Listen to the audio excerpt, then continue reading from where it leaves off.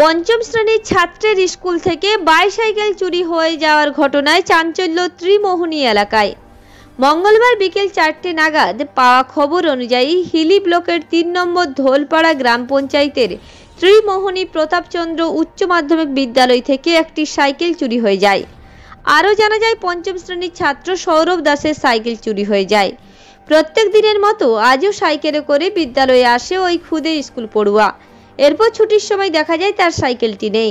চারিদিকে তন্ন তন্ন করে খোঁজ খবর চালানোর পরও স্কুল চত্বর থেকে ওই সাইকেলটিকে আর পাওয়া যায়নি। ওই ছাত্রের বাড়ি হিলি থানার জামালপুর গ্রাম পঞ্চায়েতের সিরাই গ্রামে। এরপর ওই স্কুল পড়ুয়ার বাবা অলোক দাস স্থানীয় হিলি থানায় অভিযোগ দায়ের করেন।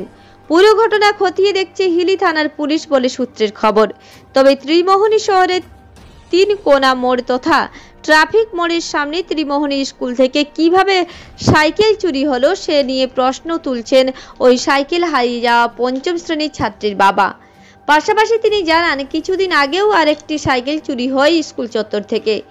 এ বিষয়ে তিনি সাংবাদিকদের মুখোমুখি হয়ে তীব্র ক্ষোভ উগরে দেন এবং দ্রুত যাতে প্রশাসন সাইকেল চোরকে ধরে সাইকেল ফিরিয়ে দেয় সে বিষয়ে তিনি সোচ্চার হন।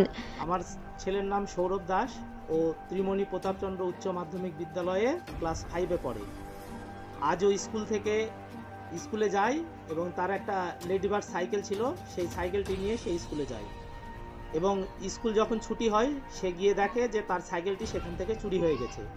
আমার প্রশ্ন হলো যে গেটের সামনে থেকে সাইকেলটা চুরি হয়ে গেছে, স্কুলের ভিতরেই ছিল সাইকেলটি এবং সেই গেটের সামনেই তো ওখানে সিসিটিভি ক্যামেরা লাগানো আছে এবং কয়েকজন সিভিক পুলিশও গার্ড রয়েছে। তাহলে আমার প্রশ্ন হলো যে সিসিটিভি ক্যামেরা থাকা সত্ত্বেও স্কুল থেকে কিভাবে সাইকেল চুরি হয়?